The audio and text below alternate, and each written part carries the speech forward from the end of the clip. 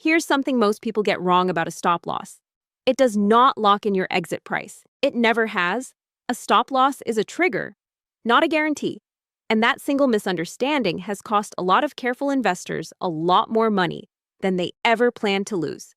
So let's fix that. First, the placement itself.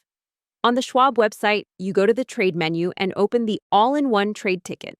Type in your symbol, set the action to sell. Enter how many shares you want to protect. Then, under order type, this is the important part. You'll see your choices. Pick one, set your price, choose your timing. Day only or good till canceled if you want it to stay alive across multiple days, then review order and place order.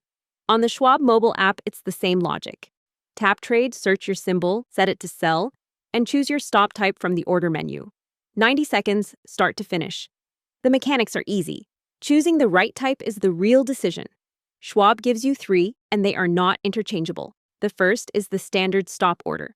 You set a trigger price below where the stock is now. Say it's trading at $90 and you set your stop at $85.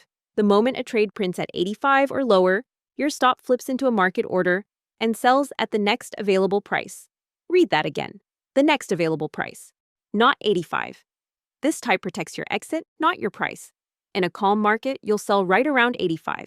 In a crash, or when bad news hits overnight and the stock opens far lower, you could fill well below it. That's not a glitch. That's the design. The second type fixes that by creating a different problem. It's the stop limit order. Here, you set 2 numbers, a stop price that arms the order, and a limit price that's the lowest you're willing to accept. Now, you have price protection. The catch? If the stock blows straight past your limit, your order just sits there, unfilled. You're still holding the position you were trying to escape. This is the #1 reason people think their stop failed. They used a stop limit. The stock gapped through the limit. Nothing sold. And they blamed Schwab. The platform did exactly what they told it to do. The third type is the one most people should know better. The trailing stop. Instead of a fixed price, you set a distance, say 5% or a number of points, and it follows the stock up.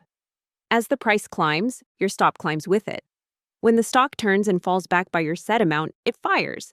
Schwab's own example, you place a 5% trailing stop when the stock is at $100. It runs up to $109.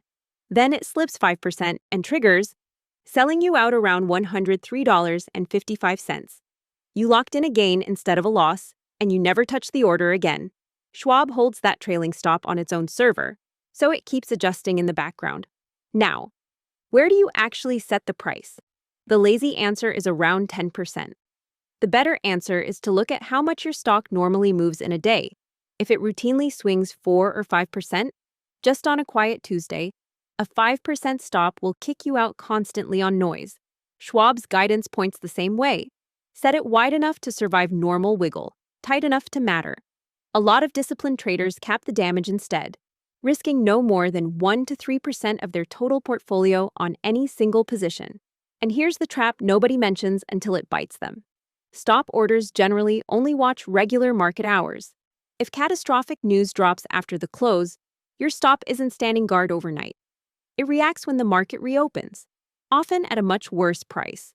During genuinely chaotic sessions, some Schwab users have reported orders erroring out and only going through after repeated tries. So, a stop is a safety net, not a force field. So, here's the one thing to take away. Decide what you actually want before you pick the order type. If your priority is getting out no matter what, use a standard stop or a trailing stop and accept that the price might slip.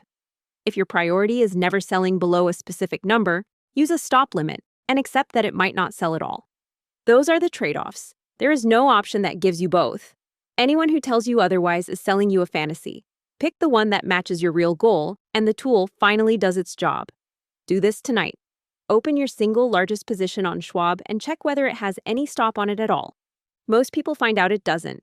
If yours is naked, set a trailing stop with a percentage based on how that specific stock actually moves, and mark it good till canceled so it doesn't quietly expire on you in a single day.